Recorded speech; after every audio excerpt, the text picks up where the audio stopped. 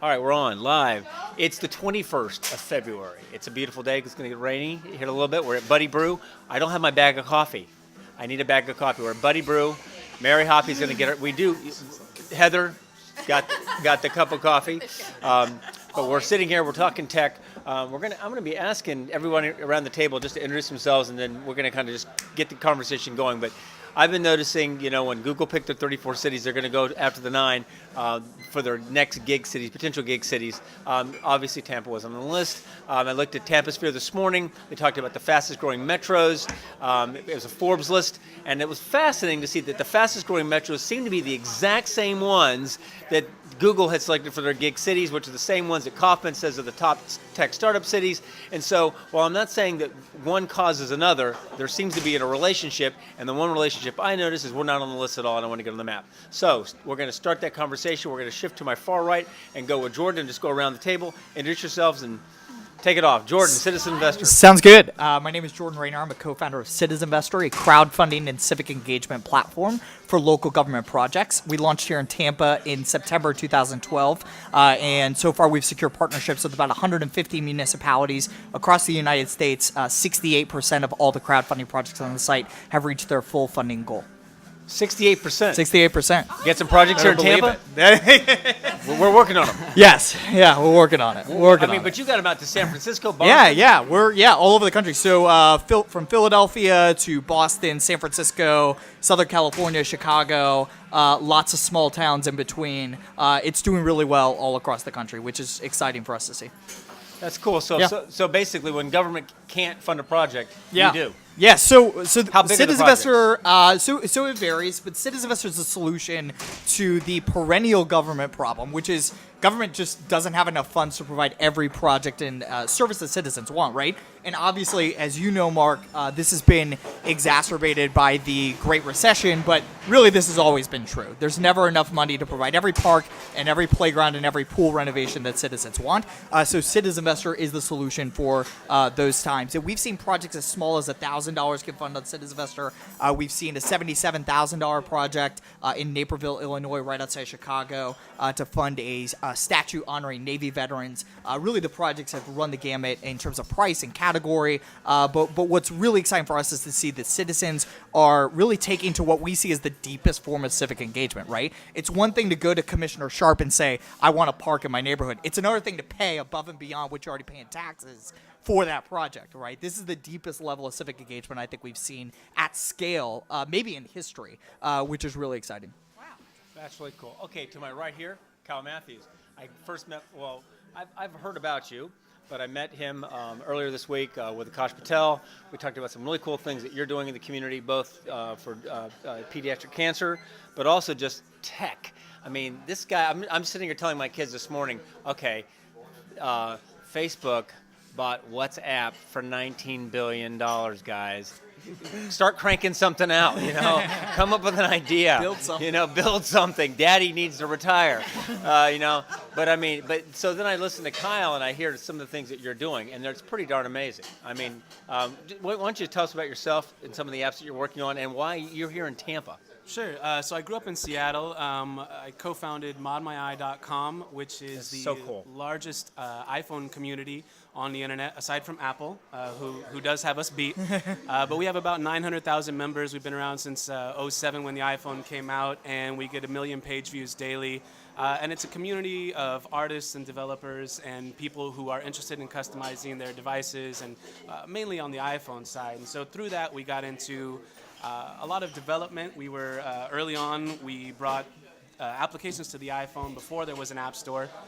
So we were among the first to do that and started working with a lot of actual development. And so a good friend of mine actually recently sold his company on Christmas Eve. And he and I are starting a new thing here in Tampa as well, which will be a mobile and web development studio focusing on all sorts of things, mostly social, a little bit of medical as well. And so that's brand new, and we're actually basing that here in Tampa. So it's kind of exciting. So you're basing it here in Tampa, not in Denver, not in Seattle. Why? I mean, because we talked about the ability for you to find the talent here. Is the talent here that you need in order to make your company successful? Yeah, I think so. It's a little tougher to find. Edit and the we're part working where he on said that. I think so. Just write yeah, and we'll stop right there. No, go ahead. Sorry. Yes, yeah, we are finding it, and actually people like Heather is great to have, and to be able to find that talent here. But yeah, I grew up in Seattle. My business partner right now is in Denver, and so those are very tech-oriented communities. But the more that I spent time here in Tampa talking to some people and saying, look, where is the technology here? And realizing there's a good buzz here of people that want it to happen here, people that are already doing technology things here in Tampa. And so we decided it would be awesome to actually base ourselves here and kind of be a part of something that is in the beginnings and be able to direct some of those thoughts and be a part of the conversation at a much broader level than if we were in Denver or Boulder or Seattle or something like that. So that's why we're here. That is so cool. Joy Randall, you've seen her. She's on, she travels the globe. She's got her own card. I didn't even receive. Which one are you, though? What are you? Are you a number? I am a number. Your number. You are a number. She's the 9 of clubs. That kind of fits Joy, because she does carry a 9 club, with which she whacks me over the head when I make my. Gaffe of the day, usually saying something, I've learned certain things not to say. My next book's going to be The Next Silicon Valley Not, because I always talk about how Tampa's going to be the next Silicon Valley. And I've learned we don't want to be the next Silicon. He said Silicon Bay. We want to be the best that Tampa can be. But Joy, tell us, I was here, 900,000 users? Yeah. Is that something was that something that would attract you if as you're looking at companies you invest in, and then also? He doesn't need an investment. He's got 900,000 users. He's doing right there. Well. There you go. See, she knows. But then let's get to I do want you to address this whole thing with Google and the gig city. I know it's a lot of PR stuff, but the fact is they're picking places that they might go to. We're not on the map. Is that something we should be concerned with? Do we want to be on the map? Okay, I don't care about a map. However, I think that it would be great to have Google Fiber here. So I'll say a couple things. I've been around here for a while. I've been in tech for a long time. So it was funny. If you had come last night, you would hear some interesting things on talent that we talked about, that Daniel and I talked about last night at Startup Grind. And it was pretty cool because we talked about the fact that everybody says there's no talent here, and we completely disagree with that. And we've been here doing it for a long time, so we have a different viewpoint. Who'd you have on Startup Grind last night? Daniel James Scott. Wow. So we were talking about that, and actually talking about his company Alorum, and everybody thinks that's a brand new company, yet the company's been around for 8 years. So people, that just kind of goes to show that people don't really know, and the buzz is, that now there's cool buzz because everybody wants to be an entrepreneur, or thinks they're an entrepreneur. And I think that to that point, there's a lot of talent here. I've not had a problem finding talent here. And I've built multiple companies here. So there's a difference in people being willing to open up their checkbook and pay for it versus thinking that they're going to get the same guy who's working for a big company that's based somewhere else to come work with you in your startup for $50,000 a year, because that's probably unlikely. Because he has a family to feed and he has all those other things going on. When you talk about, one versus the other, is there some mystery, right? That the top tech cities, match the Google Fiber cities. Google's not dumb, right? They didn't get to where they are by being dumb. So if they're seeing trending, of course that's where they're going to pick to put a bigger pipe, because it's in their best interest financially.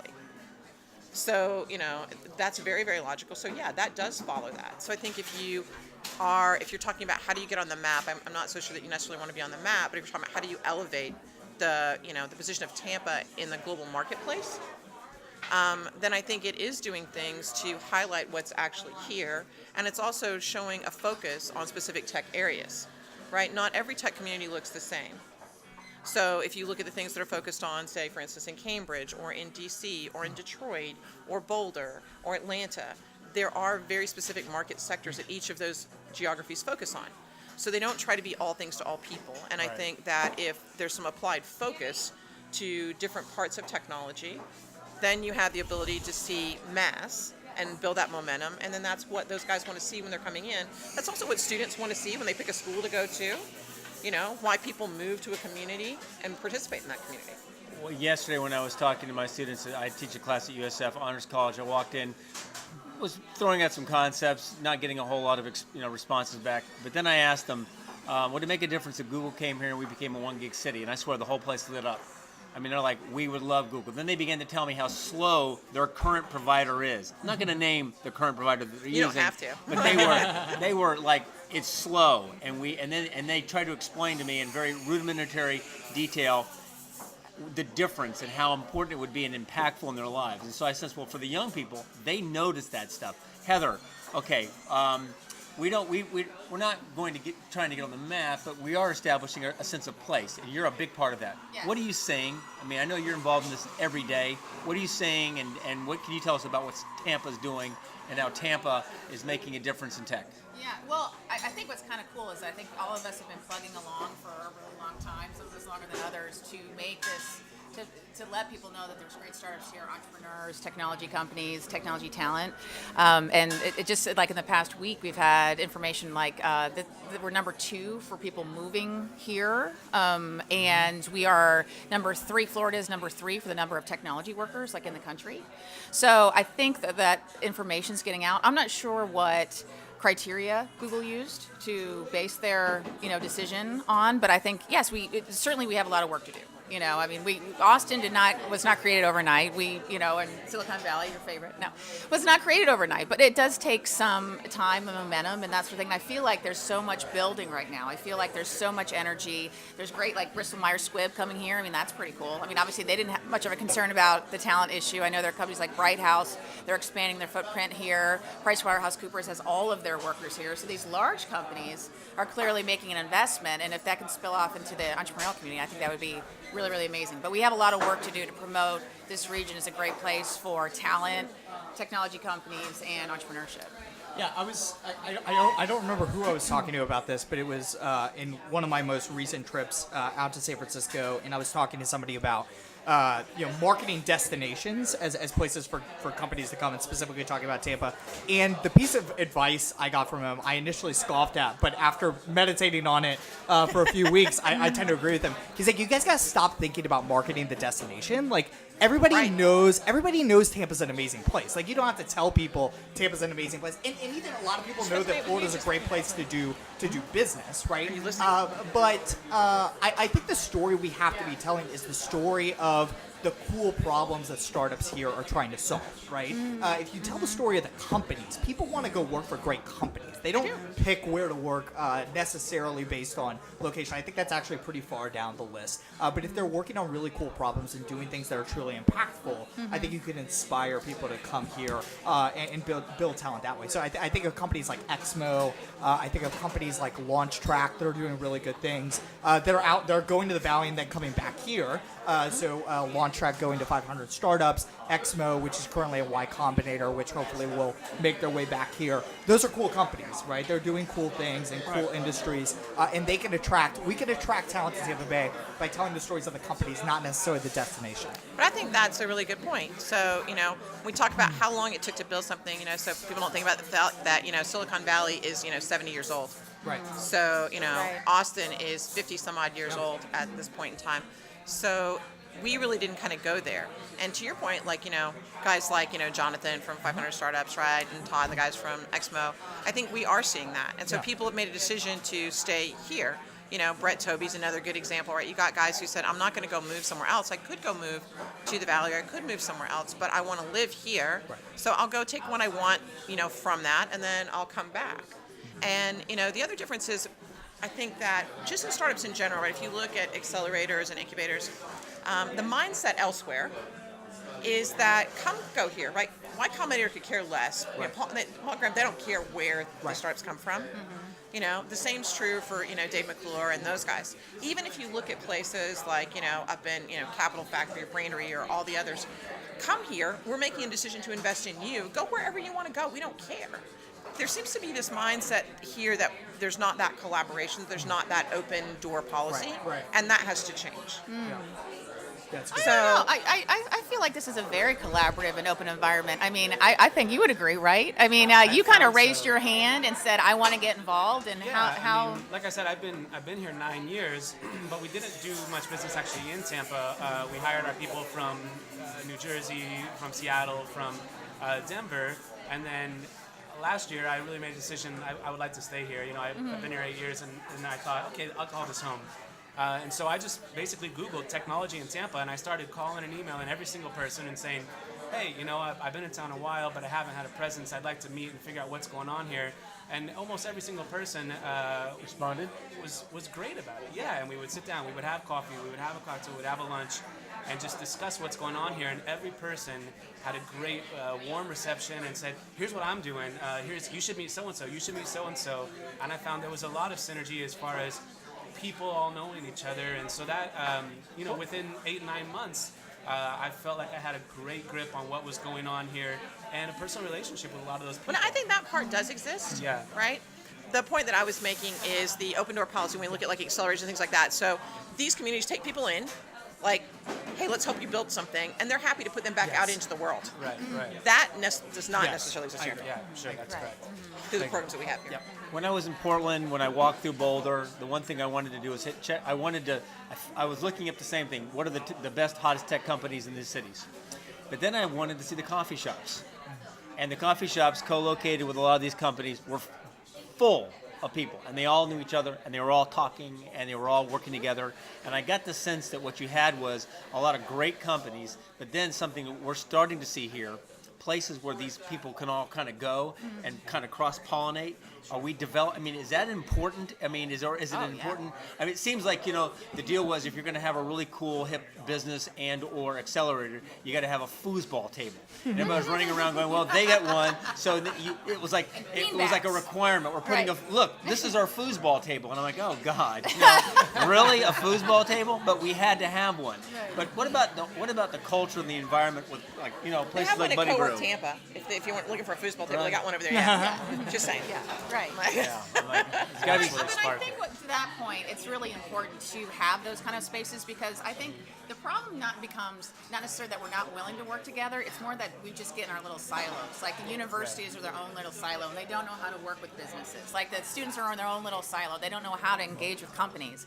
We've got these big companies. We've got resources and employees and technology, and they're in their own little silo. I mean, they could be doing a lot to be helping, the community. So are the companies investing here like you see in other communities where it seems that the companies, the big name tech companies, putting money down? I think that if we had more connection points with big companies and the entrepreneurial community and that kind of stuff, that would happen more. I think that siloed approach, the big thing that the TVTF tries to do, we try to be that connector. We're trying to be the person that kind of like helps steer people around, and we're trying to break down a lot of those silos because the talent is in those universities, and there's talent and information resources within companies that need to be unlocked that aren't necessarily doing so. They're not investing in Tampa, so how do we change that? I think big companies can obviously play a big role in fostering innovation in a startup community in a city. I think the best model is, especially for Tampa, that we should be looking at is what Tony Hsieh and his team is doing in Las Vegas. I mean, talk about a city that had zero startup community. He just decided to, pun intended, double down on downtown Las Vegas,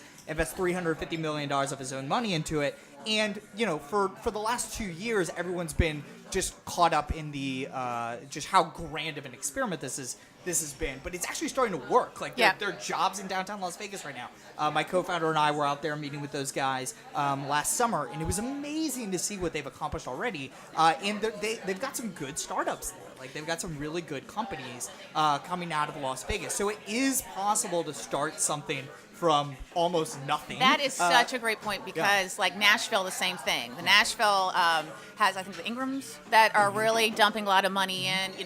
Chicago has the Pritzkers. We need a sugar daddy. We need someone that's going to like put down their foot and say, listen, we're not just real estate, tourism, all this kind of stuff. Service-oriented industries. This is a place for tech, and I'm going to put my money where my mouth is, basically, and make an investment here and try to foster the community that way. It was interesting when I asked Brad Feld what he thought government could do, he laughed. Yeah. Most entrepreneurs would laugh. He was kind of like, because we're talking about Boulder. He's like, look, he says our city council, they're worrying about like the Kyoto Accords. Right. They're completely, totally, I won't say irrelevant to the process. I'm thinking, well, okay, that's irrelevant to the process. I get that, but still at the same time, my thought is, okay, we can try to help and hurt. We can try to not help at all and maybe impede, but maybe there's a small role that we have where we can actually make things better. But it does still seem to be that place matters. I mean, that you can be in a place that people just don't want to be at. And, it's harder to pull people in. But if you're at a place where people want to be, even if government's obtuse, the permitting is lousy, taxes are somewhat high, people will still go if they think there's talent and opportunity. But I think to Jordan's point, right, that's kind of what he was saying. It's like, it's not about what city you live in. If it were, no one would make a decision to live in places like Detroit. Right. Okay. Right. Or even Silicon Valley, right? So where it has some interesting things. Right. It's unbelievably expensive. They have no transit, right? Transportation is horrible, right? The roads are terrible. Schools are okay. Unless you're in private schools, the Right. schools are not really very good. Yeah, that's what I'm okay.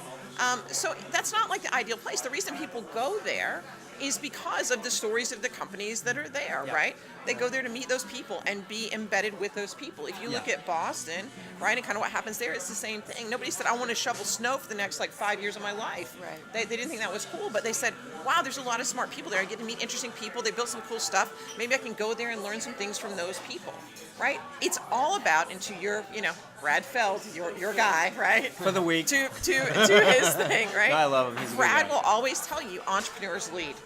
Right? Right. So if you want to change that here, and I think what you're seeing, evidenced by people around this table, right, is that the entrepreneurs are making a decision to lead. And if they're not the ones leading, you won't be successful. Right.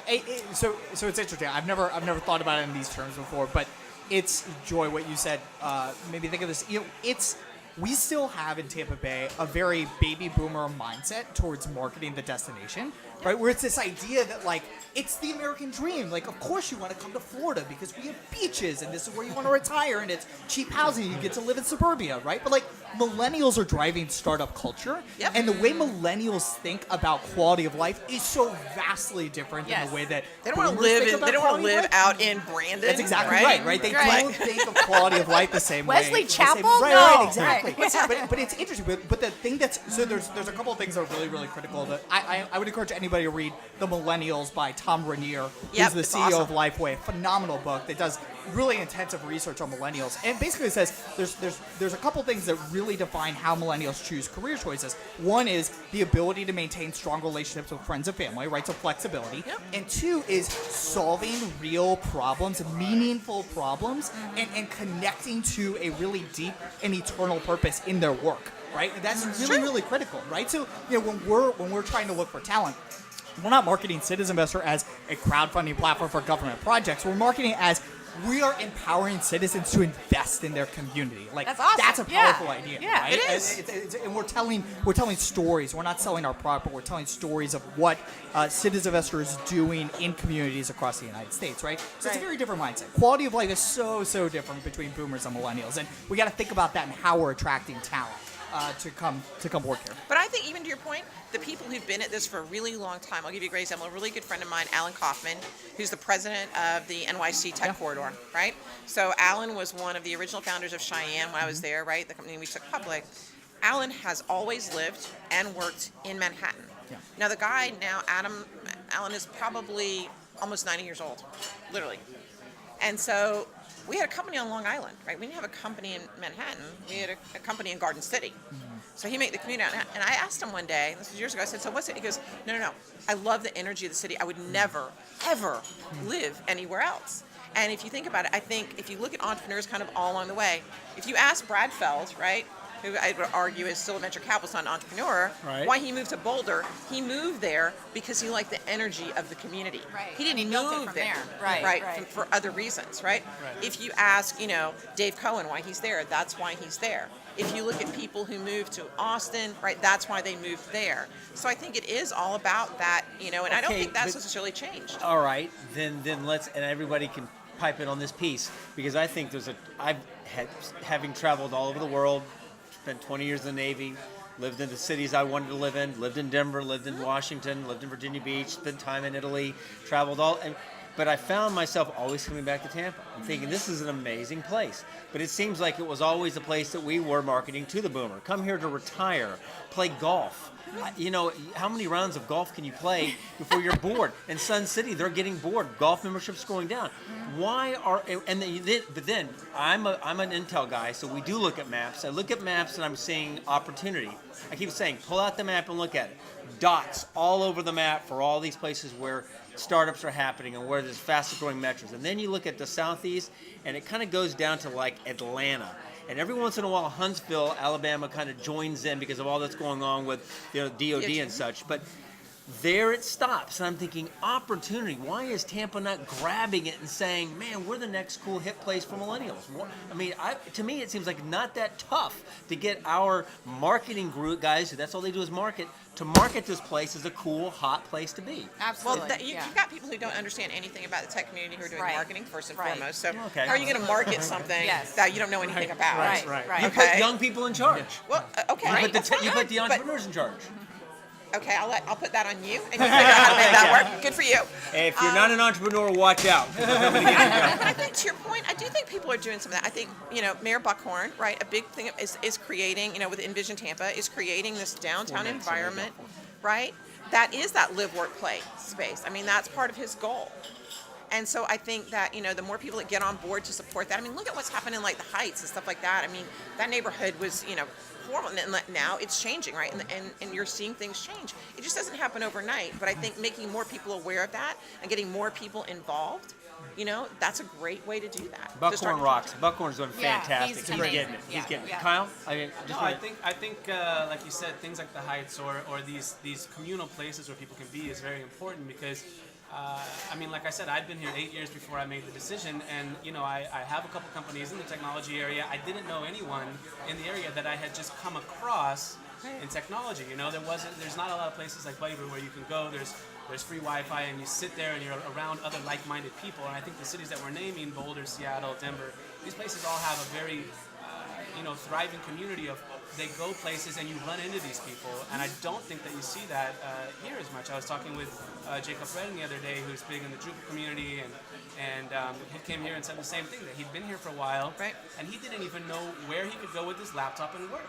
He goes to different places and he finds a nice coffee shop, there's no free Wi-Fi. Or, he's walking around downtown, he goes, where are all the people that are sitting around working? We don't even have those things as much, and so it's hard to build that, where you talk about like meeting these other people, changing things.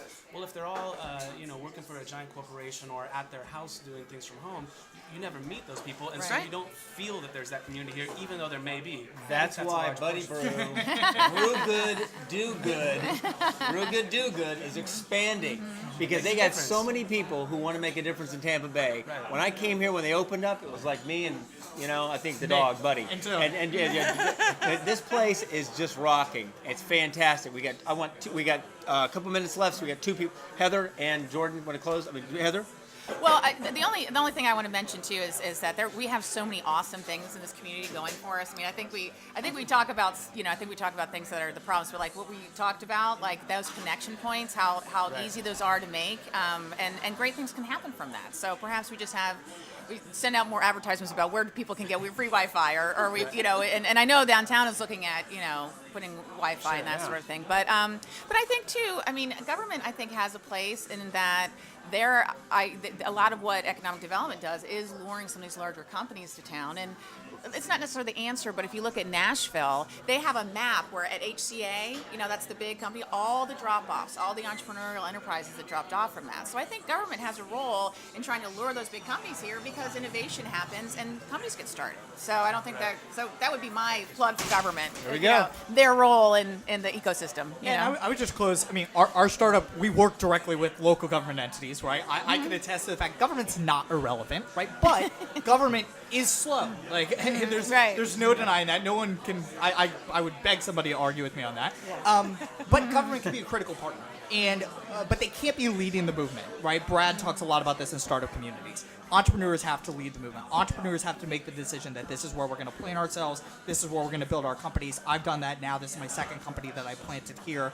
And not talk poorly about our community outside of this community. We could talk about our problems here. Yes. We could sort out our problems here. Yes. But talk about the positive things that are happening here, because there are a lot of positive things. And having these kind of conversations, it does take time, but these are the kind of conversations that move the ball forward in building a startup community here in Tampa Bay. Yeah, absolutely. Any final word? No, I think that's absolutely correct. I mean, that's the whole reason you see a lot of things you've seen recently happening here, is to help, promote this community to the outside world. Yeah. Well, we're going to be promoting this community to the outside world here at Buddy Brew. We're twice a month live, but we're here every Friday. If you're a serial entrepreneur, if you're somebody with a cool idea, if you're a VC, we'd love to have you. Come here, join. We got government, we got reporters, we got press, we got lots of people who are just making things happen here at Buddy Brew. We'll see you next Friday. Thank you. Thank you.